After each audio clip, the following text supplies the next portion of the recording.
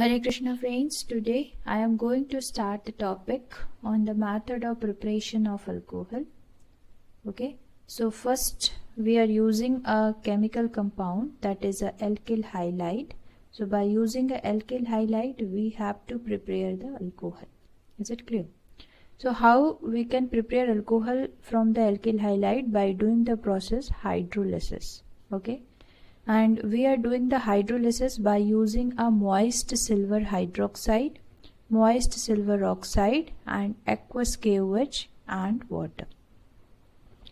So first of all, this is your primary alkyl halide RCH2X. You are reacting primary alkyl halide with the silver hydroxide. It is forming a primary alcohol.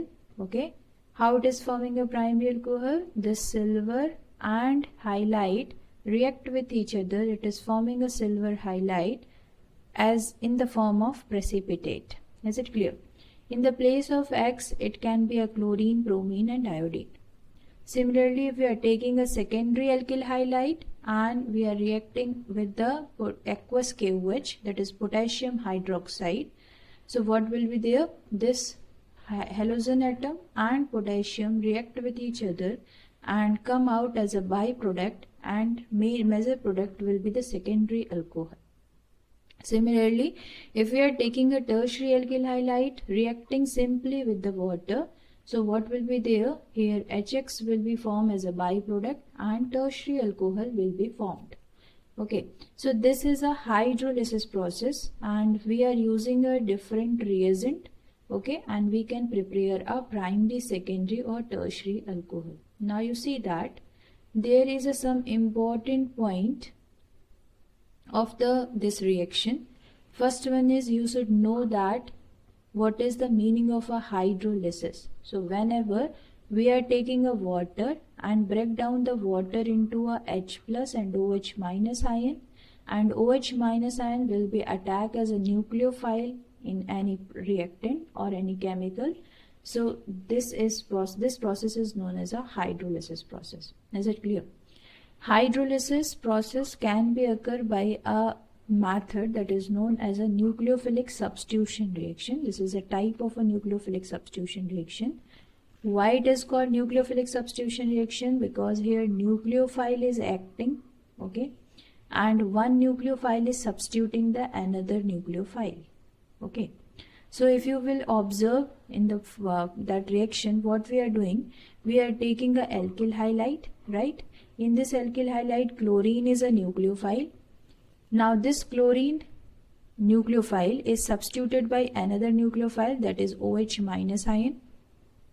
So this nucleophilic substitution reaction proceed by the two methods, that is unimolecular nucleophilic substitution reaction or bimolecular nucleophilic substitution reaction. So you have to understand what is difference between the unimolecular substitution and bimolecular substitution. This is very important. Okay, what is happening in the unimolecular substitution reaction? This is a alkyl halide.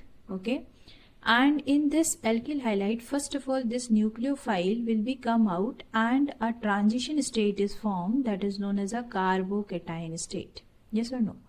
This carbocation stability decides the reactivity order. Suppose in the case of tertiary alkyl halide is more stable as compared to secondary. Secondary is more stable, carbocation is more stable than the primary carbocation. Why? Because here one effect is coming, and it is called hyperconjugation, or we can explain this tertiary carbocation stability by using the inductive effect. Okay, we will learn in detail in another video. So by the inductive effect and hyperconjugation effect, we can conclude that tertiary alkyl halides are more stable than the secondary and then the primary. Okay, so that's why in this case, if this nucleophilic substitution reaction is taking place in the tertiary alkyl halide, it will prefer the SN1 reaction because tertiary carbocation more stable. After that, another nucleophile will become and attack on this one and it will form tertiary alcohol. But if we will discuss about the primary alkyl halide, in the case of a primary alkyl halide, it will prefer SN2 mechanism.